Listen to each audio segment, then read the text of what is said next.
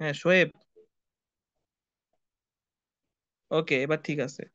আচ্ছা, এবার এক্সাম্পল ওয়ানের দিকে আমরা আসি।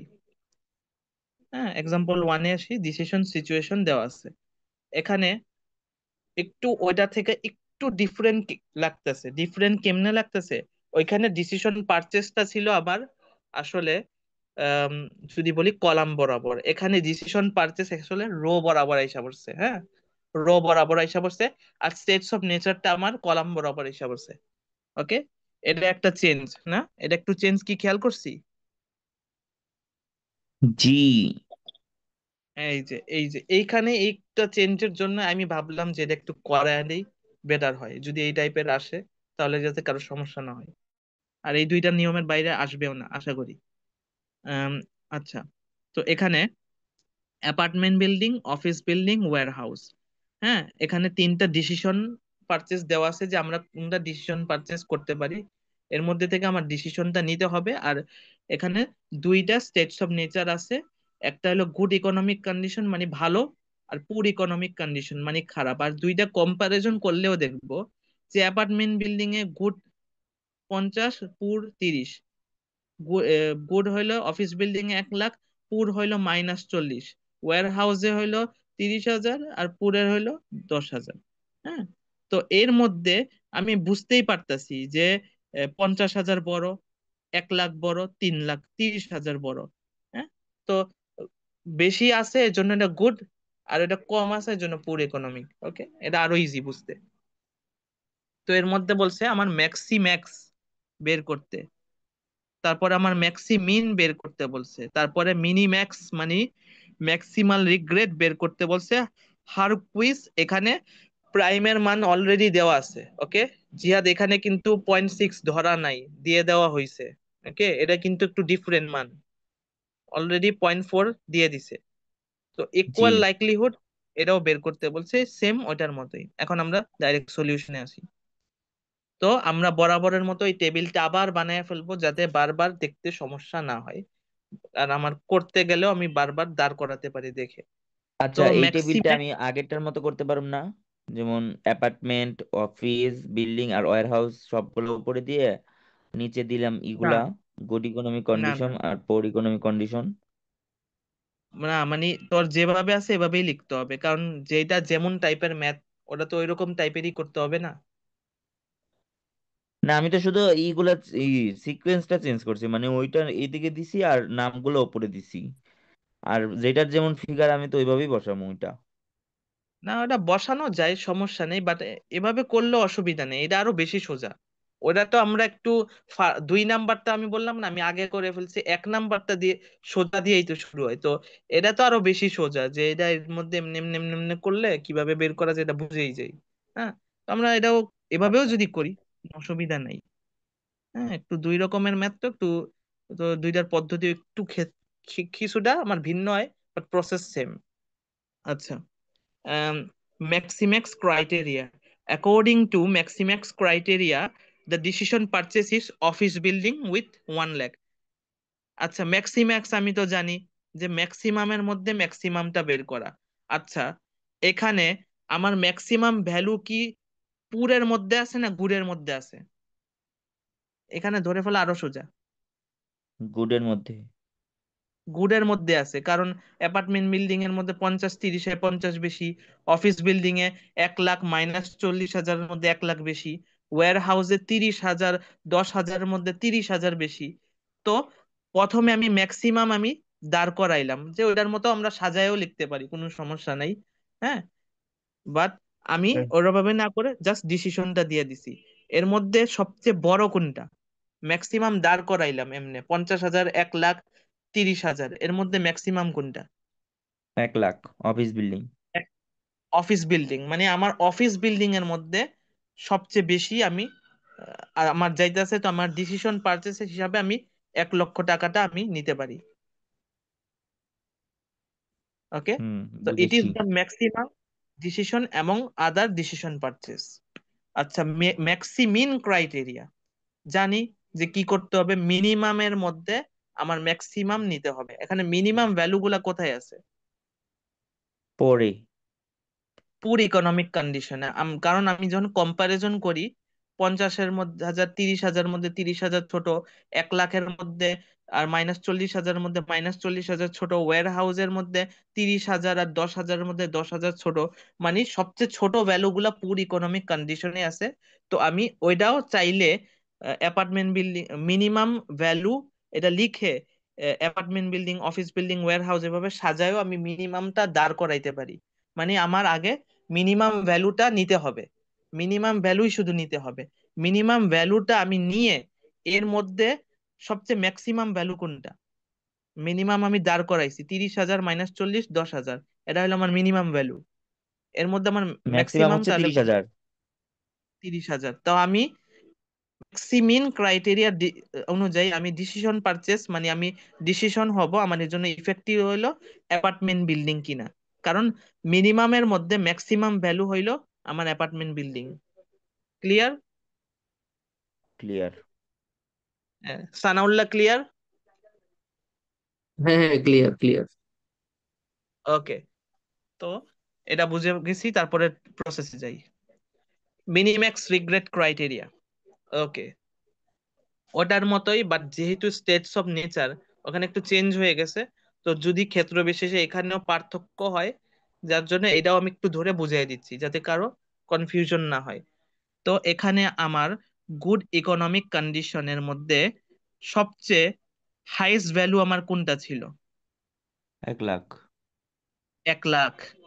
তো আমার এখানে যেমন রো বরাবর করছি, এখানে রো বরাবর না, এখানে কলাম বরাবর করব। কারণ ওই যে আমি বলছিলাম স্টেটস অফ হুম। নেচার ওইখানে ছিল রোয়ে, এখানে এসে পড়ছে কলামে। এর জন্য এখন আমি কলাম বরাবরের করব, মানে কলামে আমার প্রতি কলামে যে হাইয়েস্ট ভ্যালু ছিল, ওই হাইয়েস্ট ভ্যালুটা ওই প্রতিটা কলামের প্রতিটা ভ্যালু থেকে, মানে প্রতিটা ডিসিশন পারচেসের রো থেকে আমি বাদ দিয়ে দিব। যেমন 1 লক্ষ থেকে 50,000 বাদ দিলে কত হয়? 50,000। ওকে। 50,000।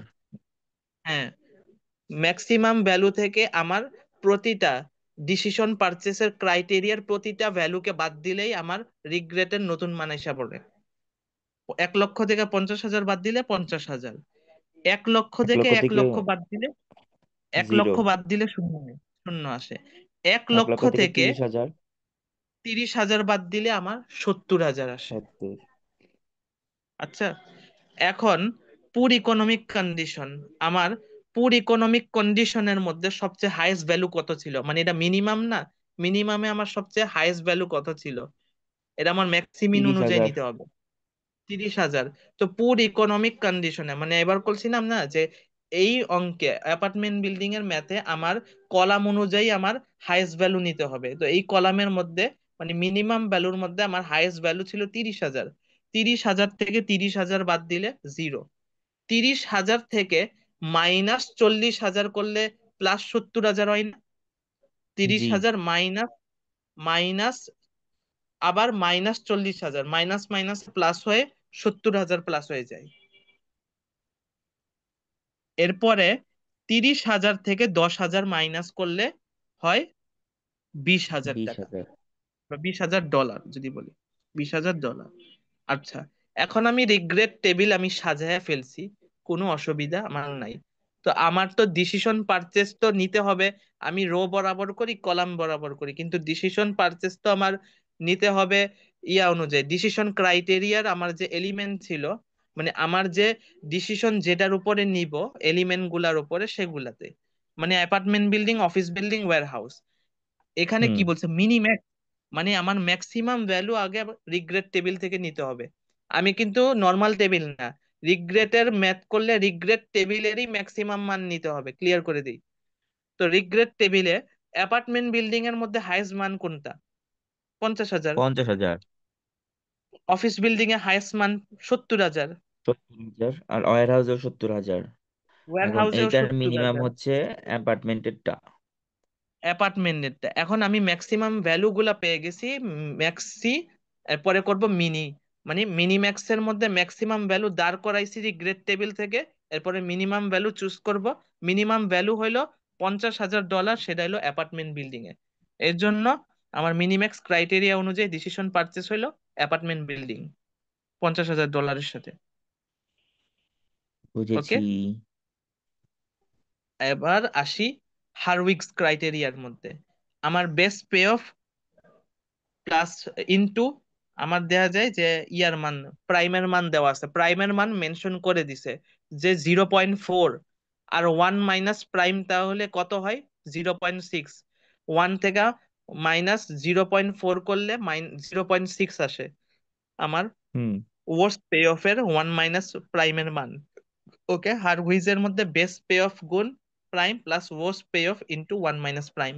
আচ্ছা, অ্যাপার্টমেন্ট বিল্ডিং এ আমার রিগ্রেড টেবিল না, মেন টেবিলে যাইতে হবে, মেন টেবিলে যাইতে হবে। হ্যাঁ, অ্যাপার্টমেন্ট বিল্ডিং এ বেস্ট পে অফ কত ছিল? 50,000। হ্যাঁ, হুম বেস্ট পে অফ ছিল 50,000। বেস্ট পে অফ ছিল প্রথম টেবিলে, মেন টেবিলে 50,000-এর সাথে বেস্ট পে অফ 50,000-এর সাথে আমার প্রাইম গুণ হবে, প্লাস 30,000 হইলো আমার ওস মানে হলো মিনিমাম ভ্যালু। মিনিমাম ভ্যালুর সাথে আমার ওয়ান মাইনাস প্রাইম মানে ওয়ান মাইনাস 0.4 করলে 0.6 আসে। এভাবে করে আমার apartment building, office building, warehouse এরকম করে বের করলে আমার হয়ে যাবে ফর্মুলা অনুযায়ী। এর মধ্যে যেটা সবচেয়ে হাইয়েস্ট ভ্যালু, এটা হলো অ্যাপার্টমেন্ট বিল্ডিং। তো আমার হারউইক্স এর ক্রাইটেরিয়া অনুযায়ী ডিসিশন পারচেস হলো আমার অ্যাপার্টমেন্ট বিল্ডিং $38,000। হুম বুঝেছি। ওকে, এখন হলো লাস্ট আর নট লিস্ট, আচ্ছা একটু ইকুয়াল এই আগের লাইকলি। স্লাইডে আস। আচ্ছা এই স্লাইড না, আগেরটা আগেরটা, হ্যাঁ এটা। আচ্ছা এই জায়গা হচ্ছে 0.6 দিয়ে, না এটা না, তারপর এটা। এটা জি। হ্যাঁ, অফিস বিল্ডিং এর যে লাইনটা আছে ওই জায়গা হচ্ছে -40,000 রে 0.6 দিয়ে গুণ দিছে, মাইনাস তুই প্লাস এটা মাইনাস হওয়ার ক্যালকুলেটারে কথা কর। নেই জায়গা। আমি তোরা বলি, 1 লক্ষরে তুই ইয়া করবি মানে 0.4 দিয়ে গুণ দিবি। গুণ দিলে তোর একটা হুম মান তো আসবেই, না? কিছু একটা মান আসে। কিন্তু 1 লক্ষরে 0.4 দিয়ে করলেও তো 1 লক্ষ মানটা একটু বড়ই হয় না? 1 লক্ষ মান তো একটু হুম বড়ই হবে। আর মাইনাস 40,000-এর সাথে 0.6 গুণ কর, যেই মানটা আসবো ওইটা 1 লক্ষর মান যদি বড় হয়েছে, তাহলে ওটা থেকে মাইনাস প্লাস মাইনাস করলেও আমার মাইনাসই করতে হচ্ছে, তো আমার মাইনাস হয়ে আমার 16,000 বের হচ্ছে। মাইনাস এটা তো 24, আচ্ছা ক্যালকুলেট। এক সেকেন্ড। আমি এর আগের বার ক্যালকুলেশনেই ভুল করছি, বালের অঙ্ক পড়াটা কই রে, যোগ বিয়োগে ভুল হয়। আচ্ছা তুই অন্য পেজে যা, হয়ে গেছে আমার, পারছি। ওকে, তাহলে বোঝা গেল, সমস্যা নেই। এখন হলো ইকুয়াল লাইকলিহুড ক্রাইটেরিয়া, সবার last math. Number of states of nature, states of nature কয়টা ছিল? দুইটা। এই যে, সবাই আরেকবার ভিউ করে দেই, স্টেটস অফ নেচার কোন কোনটা ছিল? স্টেটস অফ নেচার দুইটা, মানে আমার কন্ডিশন বুঝায় বা আমার লেভেল বুঝায়, মানে ভালো, খারাপ, মধ্যম, এগুলাই হইলো স্টেটস অফ নেচার। ওকে, আর ডিসিশন হবে কোন একটা বিল্ডিং, কোন একটা ক্রপ বা কোন একটা ম্যাটেরিয়াল কয়েক ক্যাটাগরির আছে, সেটা হলো ডিসিশন। আর আমার মেন ম্যাথই হলো ডিসিশনের উপরে, মানে বিভিন্ন সোর্স বা বিভিন্ন আমি যে জিনিস কিনলাম এর মধ্যে কোনটা ভালো, এটা কিন্তু সে ভালো আছে, খারাপ আছে না মধ্যম আছে, এটা হলো স্টেটস অফ নেচার। এই জিনিসটা দুইটা আগে বুঝতে হবে যে কোনটা কোন দিকে আছে, না? তো রো কলাম যে বরাবরই থাকুক আমার ওই বুঝে করতে হবে। তো আমার স্টেটস অফ নেচার কয়টা ছিল? দুইটা, গুড আর পুর। হ্যাঁ, তো হুম এখন আমার ইকুয়াল লাইকলিহুডে প্রাইমের মান বের করতে হলে one divided by number of states of nature, তো 1/2। তো 1/2 করলে এটা হাফ মানে 0.5 আসে। তো অ্যাপার্টমেন্ট বিল্ডিং এর ওই যে আমি বললাম যে ইকুয়াল লাইকলিহুড করলে কি করতে হবে, প্রতিটা অ্যাপার্টমেন্ট বিল্ডিং এর যে দুইটা মান আছে, যে দুইটা মান আছে আমার পাশাপাশি করে, এই যে পাশাপাশি করে যে দুইটা মান আছে, 50,000, 50,000-এর সাথে আমার 0.5 গুণ করতে হবে, 30,000-এর সাথেও 0.5 গুণ করে এটা যোগ করতে হবে। হ্যাঁ, এরকম করে মানে অ্যাপার্টমেন্ট বিল্ডিং এ আমার যতটা মান আছে মানে ওই দুইটা স্টেটস অফ নেচার মানে দুইটা কন্ডিশনে আমার মানে 50,000 থেকে 0.5 গুণ করে প্লাস 30,000 থেকে 0.5 গুণ করে এটা যোগ করে দিলেই হয়ে যাবে। এভাবে করে প্রতিটা অ্যাপার্টমেন্ট বিল্ডিং এর গুড গুডের সাথে আমার প্রাইম গুণ করতে হবে, প্লাস পুর কন্ডিশনের সাথেও আমার গুণ করে, মানে প্রতিটা সবগুলা ভ্যালু অ্যাপার্টমেন্ট বিল্ডিং এর সবগুলা ভ্যালুর সাথে প্রতিটার সাথে আমার আলাদা আলাদা প্রাইম মানে 0.50 গুণ করে আমার যোগ করে দিলেই আমার এমনি করে ইকুয়াল লাইকলিহুড বের হয়ে যাবে। তো অ্যাপার্টমেন্ট বিল্ডিং এর এভাবে পাইছি, অফিস বিল্ডিং এর এভাবে পাইছি, ওয়্যার হাউসেরও এভাবে পাইছি। হুম। এর মধ্যে সবচেয়ে বড় কোনটা? Obviously apartment building. Hmm. Apartment building আমি পাইছি। তো এখানে 40,000 হাইয়েস্ট ভ্যালু। তো এর জন্য আমার ইকুয়াল লাইকলিহুডে যেটা সবচেয়ে বড় সেটাই আমার গ্রহণযোগ্য। অ্যাপার্টমেন্ট বিল্ডিং এ 40,000 দিচ্ছে, এর জন্য আমার ডিসিশন ক্রাইটেরিয়া মানে ডিসিশন পারচেস হইলো apartment building with amount of $40,000। তো এখন আমি ফাইনাল সামারিতে আসবো। তো ম্যাক্সিম্যাক্সে অফিস বিল্ডিং, ম্যাক্সিমিনে অ্যাপার্টমেন্ট বিল্ডিং, মিনিম্যাক্সে অ্যাপার্টমেন্ট বিল্ডিং, হারগিজে অ্যাপার্টমেন্ট বিল্ডিং, ইকুয়াল লাইকলিহুডে অ্যাপার্টমেন্ট বিল্ডিং। তো ওভারঅল বিবেচনা করলে আমার অ্যাপার্টমেন্ট বিল্ডিংই আসে। আর আমি যদি ওভারঅলই সবগুলা মিলাই, তো সবচেয়ে গ্রহণযোগ্য হবে যে অ্যাপার্টমেন্ট বিল্ডিংটা পারচেস করা, যেহেতু গুড ইকোনমিক কন্ডিশনে বা ভালো হিসাবে আমার সব ক্ষেত্রে বেশি ওইটাই আমার স্যুট করতেছে। ওকে। তো হ্যাঁ বুঝে হ্যাঁ, বুঝতে গেছি। আর পারছি। আচ্ছা সাকিব, থ্যাংক ইউ, আচ্ছা সাকিব, ধন্যবাদ। হ্যালো। ওকে ওকে, হ্যাঁ হ্যাঁ শুনতেছি, বল। সাকিব, ওই যে আমাদেরকে এখন গেম থিওরি ছাড়া আর তো মনে হয় কোনো চ্যাপ্টার বাকি নেই যে করণটা বাকি আছে, আছে আর মানে অপারেশন রিসার্চে? না, ওইটা ছাড়া আমার জানা মতো কিছু বাকি না। সাপ্লাই চেনটা একটা থিওরি বেস সাবজেক্ট, হ্যাঁ ওটা মানে ওইগুলো কোর্স লাগবে না, সাপ্লাই চেইন, চ্যাপ্টার। তারপরে আর একটা কি যেন ছিল না, ইনভেন্টরি, গুলো লাগবে না? মানে ম্যাথের মধ্যে তো গেম থিওরি ছাড়া আর কোনো বাকি নেই, ঠিক না? না না না, করানো বাকি ও নেই, আচ্ছা আমার ঠিক। পার্ট যেটা ছিল আমার আজকে শেষ। হ্যাঁ হ্যাঁ, thank you, thank you so much. Okay, Shoaib এটা অফ করে দে রেকর্ডিংটা। তো আমাদের অলরেডি রুটিন আইসা পড়ছে, আমরা রুটিন পেয়ে গেছি। এখন আশা করি সবাই ওই মেন্টালিটি নিয়ে যেভাবেই হোক এক্সাম দিব। আর এক্সামের রুটিনটা আমরা হয়তো অনেকে ভাবতে পারি আগায় দিছে ভালো, কেউ বলতে পারি ঠিক আছে যেমন আছে, আবার কেউ বলতে পারি যে রুটিন যেটা দিছে ওটা আরেকটু আরেকটু পিছাইলে ভালো হতো। বাট অলরেডি আমরা পিছনে পড়ে গেছি, ঠেলা পইড়া অনেকে ইয়া করে গেছি। বাট আবার ওভারঅল রুটিনটা দেখা যে গ্যাপ গুলা পাইছি, ওই গ্যাপ গুলাই দেখে আমার অনেক সুন্দর লাগছে। যে ওআর এর আগে 6 দিন গ্যাপ, মাশাল্লাহ, আলহামদুলিল্লাহ। এই গ্যাপ বহুত দরকার ছিল, কারণ ওআর এর মধ্যে ম্যাথ অনেক বেশি বা বড় বড়, আবার প্রিভিয়াস সলভ করার ব্যাপার আছে, আবার মোটামুটি সবগুলা অঙ্ক করলে হ্যাঁ এগুলা সময় লাগে, থিওরিও পড়তে হবে। তো এগুলা একটু টাইম লাগে, টাইম কনজিউমিং আছে। এর জন্য খুব কর্তৃপক্ষরে আমি যাই বলবো, ওই উসিলাই যেই উসিলাই হোক দিছে, অনেক ধন্যবাদ। ওআর এর 6 দিন গ্যাপ মানে 7 দিন পড়ার সুযোগ পাইতেছি, এনাফ আলহামদুলিল্লাহ। আর আইএমসির আগেও 3 দিন গ্যাপ, 4 দিন পড়তে পারবো, সমস্যা নাই। হ্যাঁ, কনজিউমারের আগে 3 দিন গ্যাপ, 4 দিন পড়তে পারবো। আর প্রথম তো প্রজেক্ট ম্যানেজমেন্ট, এটা আমরা 3 দিন বা 4 দিন সময় নিয়েও প্রিপারেশন নেই, কোনো সমস্যা নেই। আগেও দিতে হবে পরীক্ষা, পরেও দিতে হবে, চলবে। জাস্ট খালি অন্টারপ্রিনারশিপ ডেভেলপমেন্টে অত গ্যাপ নাই। বাট 2 দিন গ্যাপ হোক বা 3 দিনের সময় হোক পড়লাম, কোনো ব্যাপার না। হ্যাঁ, এত অন্টারপ্রিনারশিপে লাগবেও না, ওই মাহফুজ স্যার ওই ছোট মোটো ভাবে লিখলেই খুশি হয়ে যাব। তো ওই এত কিছু লাগে না, ওটা শর্টকাটে ওই 8টা চ্যাপ্টার ভালো করে পড়ে গেলেই হয়েছে। আর প্রিভিয়াস দেখলে অন্টারপ্রিনারশিপে কোনো কাজ হবে কিনা আমি জানি না, বাট যেহেতু উনি টিচার চেঞ্জ, তো ইয়াও চেঞ্জ। হ্যাঁ, শোয়েব অফ করে দে, অফ করে দে, তো রেকর্ডিং অফ। অপারেশন রিসার্চ কি আমাদের আগের বেচের ফৌজি স্যার নিছিল? জি, এটা প্রতিটা ব্যাচেই ফৌজি স্যার নিছেন মূলত, ও কনজিউমারও নিছেন মোটামুটি ফৌজি স্যার। বাট আর আলামিন স্যারও প্রজেক্ট ম্যানেজমেন্ট নিছেন। বাট আগের কত কত ব্যাচের নিছেন মনে নাই, বাট লাস্ট 3-4টা ব্যাচেরও আলামিন স্যারই প্রজেক্ট ম্যানেজমেন্ট নিছেন। আর আইএমসি গত বছর শুধু জাকির স্যার নিছেন, 14 ব্যাচে আরিফ স্যার নিছেন। আবার 10 ব্যাচ নাকি 11 ব্যাচে মেবি জাকির স্যার নিছিলেন। হ্যাঁ, এর মধ্যে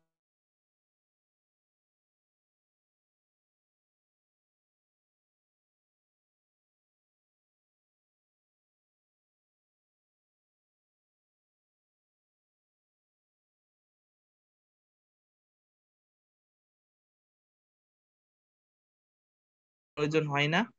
আর আমরা প্রজেক্ট ম্যানেজমেন্ট ভাবে দেখতে পারি, আর অন্টারপ্রিনারশিপটা দেখতে পারি যদি সিলেবাসের সাথে মিল থাকে তবে। কিন্তু রাজিয়া ম্যাম, জুয়েল স্যার এমনি এমনি করে মিলায় মিলায় নিছেন।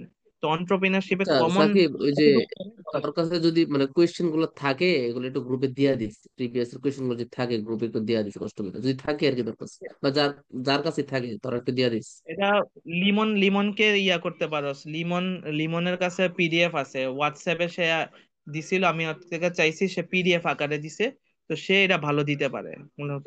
মানে আমিও ফরওয়ার্ড করতে পারি পারে, বাট গ্রুপের মধ্যে দিতে গেলে এটা লিমন দিতে পারে, কারণ ওটা ওই যেহেতু ও করছে।